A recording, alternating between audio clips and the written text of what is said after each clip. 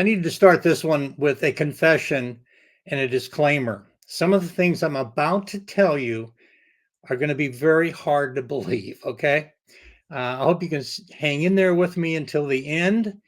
And I must say that I had a hard time believing much of this research myself, but here we go. This is a tragic tale with some mighty big questions. Did Olive Oatman, one of the most famous captives in the history of the Old West, want to be rescued? That's question number one. And question number two is when she was liberated, did she leave behind children? Those are pretty heavy questions. And we'll go through the evidence piece by piece. It all started with a bold and crazy philosophy. In 1848, a young Latter-day Saints excommunicated prophet made a bold prediction that would impact a beautiful young girl named Olive Oatman.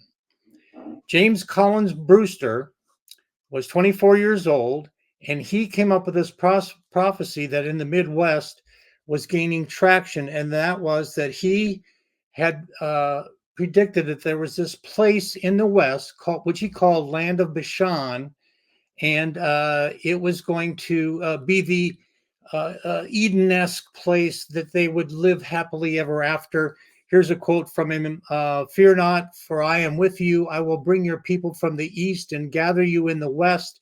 The wilderness and the wasteland will fall away, and the desert will rejoice and blossom as the rose. It shall blossom abundantly, and the glory of Bashan shall be given to it." End of quote. Now, the place he was predicting for the land of Bashan was actually at the confluence of the Colorado River and the Gila River. Today, that area is known as Yuma, Arizona.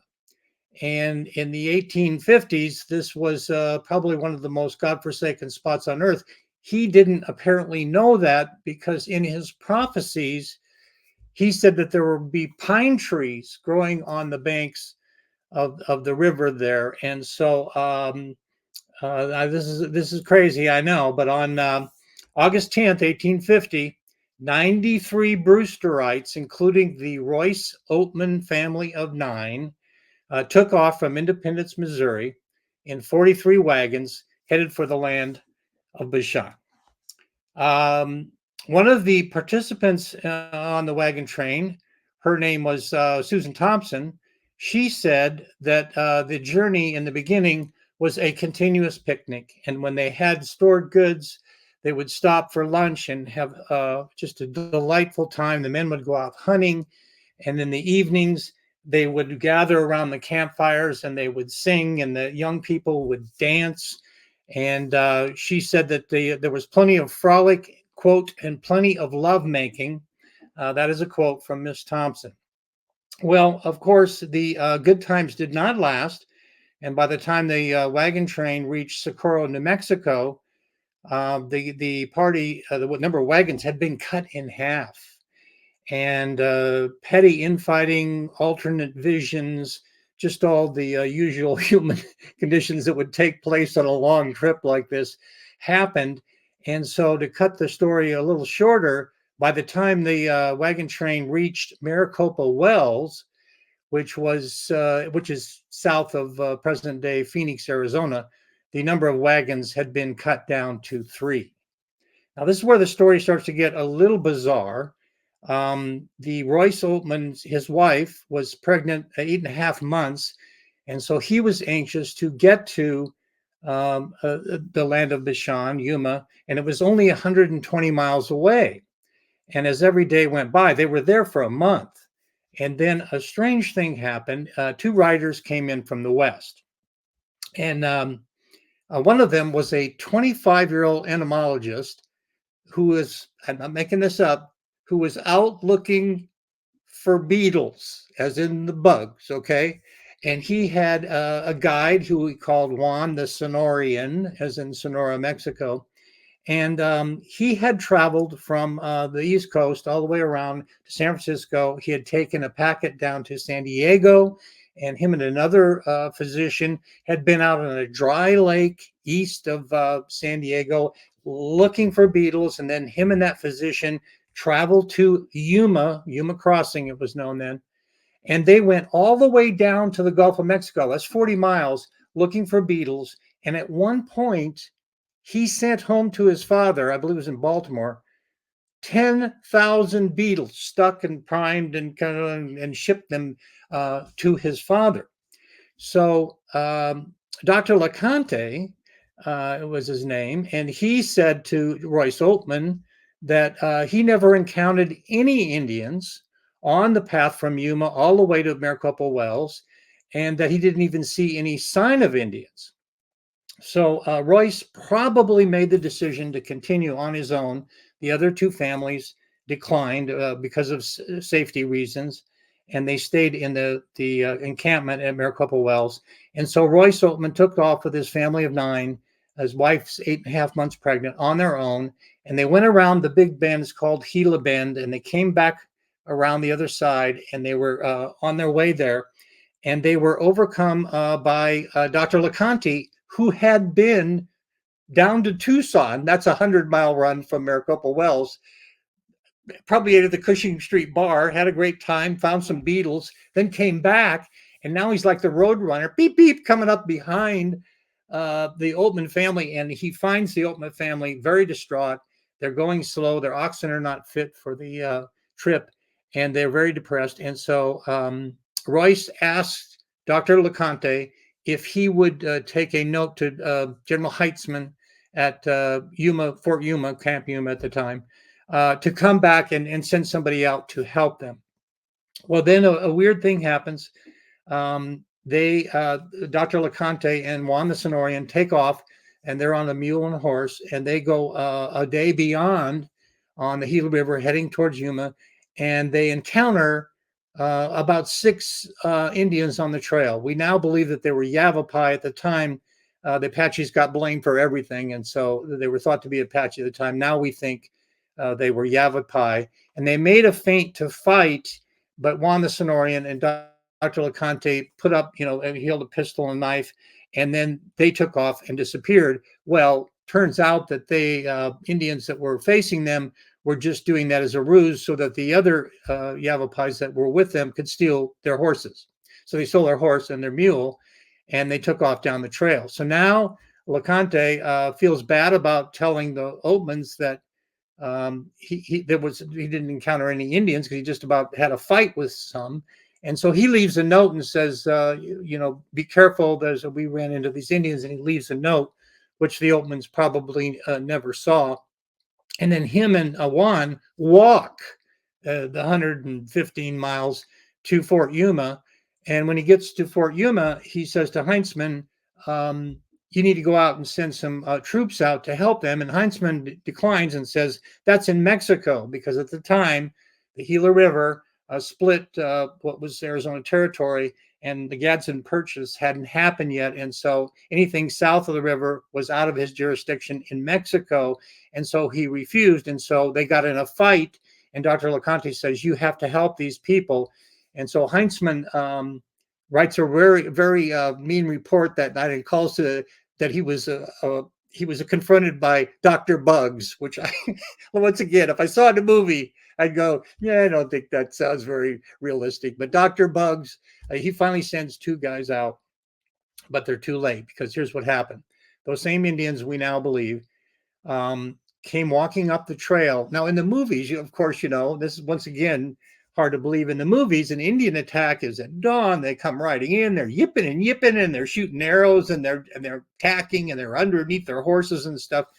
No, Lorenzo Oatman later wrote that they came walking up the trail and said hi in Spanish and profused the most eloquent terms of friendship, which I would assume Spanish was the language on the frontier at that time, the universal language. And I'm sure it was hola amigos, como está, muy bien.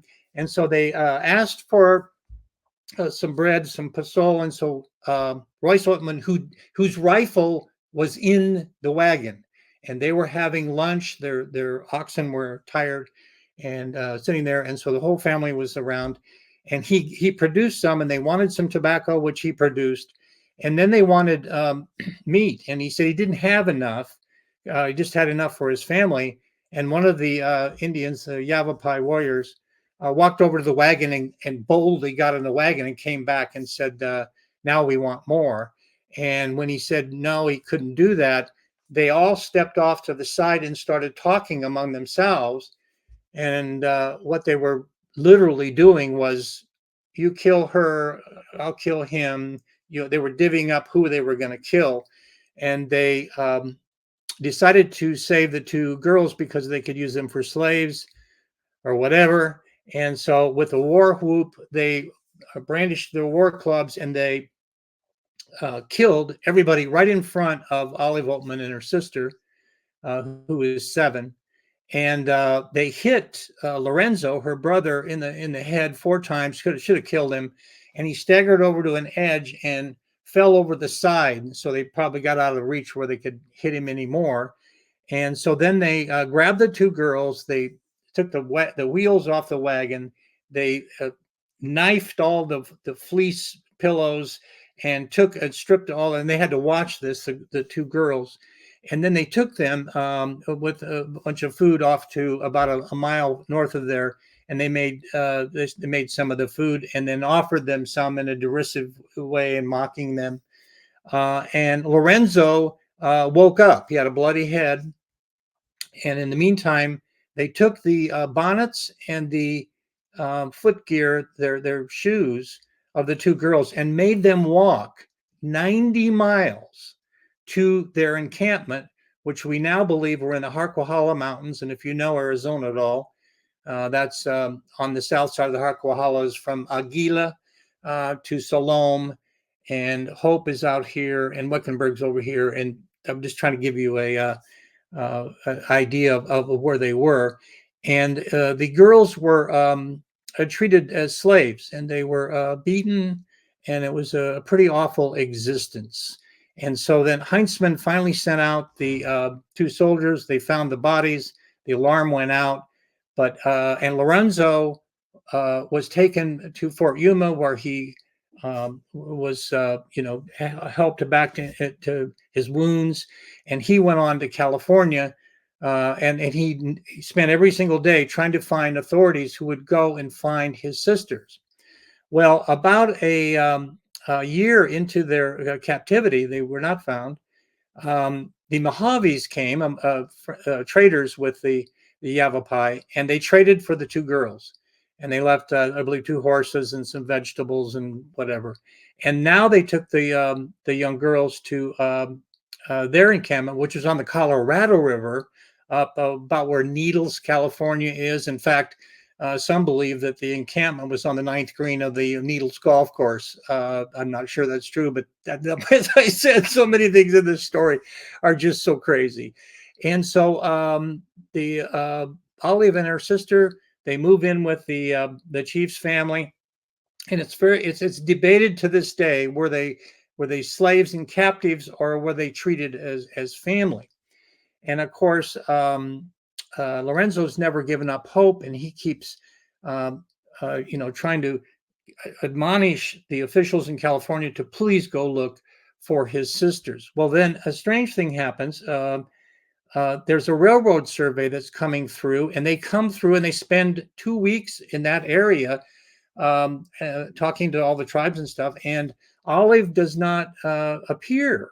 And why didn't? And so then here's one of our first questions: is if she wanted to be rescued, why didn't she make herself known? They were there for 2 weeks. There were probably plenty of opportunities, but some believe that they were hidden because they obviously didn't want to bring up the point, and it was their property. They were slaves. Or the other is, did she want to be discovered? And this is where the questions start, and the answers are a little elusive. So hang with me, okay? Now what happens is that someone comes through Fort Yuma, and they say, I've heard that there's a woman up in the Mojave camp. Now, keep in mind, Yuma to where Needles is, that's 250 miles. Okay, these are huge distance. Okay, and this is unmapped country. It's very, very raw country. And so he sends a courier named Francisco and with a bluff. And he says, if you don't give up those girls and send them back, you're going to be at war with the U.S. Army. And it was mainly a ruse, really. And so Francisco, who was Quechan, Yuma, a derivative of Native American, and he goes up the river and he delivers the message. He has a once again, he has a piece of paper that says, uh, please give the American girl up, who goes by the name Spansa.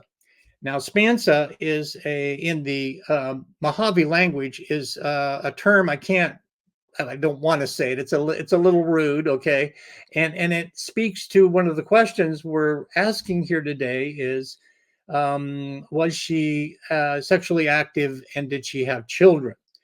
Um, and so they say that they're not giving her up. They say that they're not going to be able to uh, uh, cooperate with them. So Francisco goes across the river to the Arizona side and talks to the chiefs over there, and he gets a better tune. And they said, no, we don't want any trouble. Let's give her up.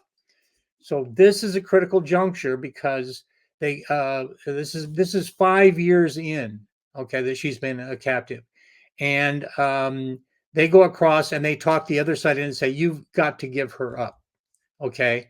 And the question is, did she want to be rescued? And I'll give you some examples here in a minute that will help us make that conclusion. So now Francisco and with two of his cousins, they take Olive Oatman, probably against her will to a degree, and they have to go down the Colorado River 250 miles to Fort Yuma. That is a long, arduous journey, but let's cut to the chase here. And they get to Fort Yuma, and the commander there, Heitzman again, he doesn't believe that she's an Anglo or that she's a white woman. And she's that assimilated, and she's wearing a branch, a bush, a skirt kind of a thing, topless, of course, black hair, tattoos on her chin. And only when one of his aides holds her hair back behind her ear, and there's a white spot behind her ear, does he believe, finally convinced, that she's a white person. So they call her brother, Lorenzo, who arrives at the fort, and they sit in a room for an hour, and they can't talk to each other. And he can't believe it's his sister, and she's forgotten how to speak. She's probably mortified. She's probably traumatized. Now they gave her some clothes to wear, and they sent her across the river, the Colorado River, over to the Arizona side, and they put her in care of the Great Western. And this is Sarah Bauman, who is one of the most incredible, over 6 foot tall, the biggest leg in Mexico. Probably ran a brothel. There's some controversy about that. But they knew that Sarah would take care of her. Sarah Bravo, she was also known as the Great Western, named after one of the biggest ships on the seas at that time because she was so big. She takes care of Olive as only she could, and nurses her and helps her make the transition back into Anglo society life or whatever. And so now Lorenzo and Olive, they take a stagecoach into California, and they land at Susan Thompson's hotel in Monte, California, which is El Monte today. And Susan Thompson was the one on the wagon train who was 17 at the time and knew the Oatmans very well. And they made it successfully, safely to California, and they started a hotel there. Now, this is a critical juncture in our story because Susan Thompson says that Olive Oatman was very distraught, and she made you disbelieve faith in civilization. And she admitted to Susan Thompson, Olive Oatman did, that she left two of her children behind. And that is pretty damning. Now, some people, historians, authors, do not buy her testimony. She gave this testimony late in life, and they say that she claimed that Olive was with them for months, when in fact they were only there for 4 days. Don't quote me on the time, but it was that kind of a thing. And so they say, well, she wasn't telling the truth about that. She might not have been telling the truth about her time with her confessing that. Um, so then, now Olive and her brother go, and she's in Wairika, California, which is way up north. Okay, and she runs into a minister. Stratton is his name, and he is amazed at her story, and he writes up a book of her life story, and he admits in the beginning that much of what actually happened to her has been left out, and thankfully will probably never be known. um, and the book takes off. It was put off as a religious book in California, as a local press, small kind of a thing. And the book takes off. It becomes a national bestseller. They cannot keep it on the shelves. And she becomes a celebrity on the speaking tour.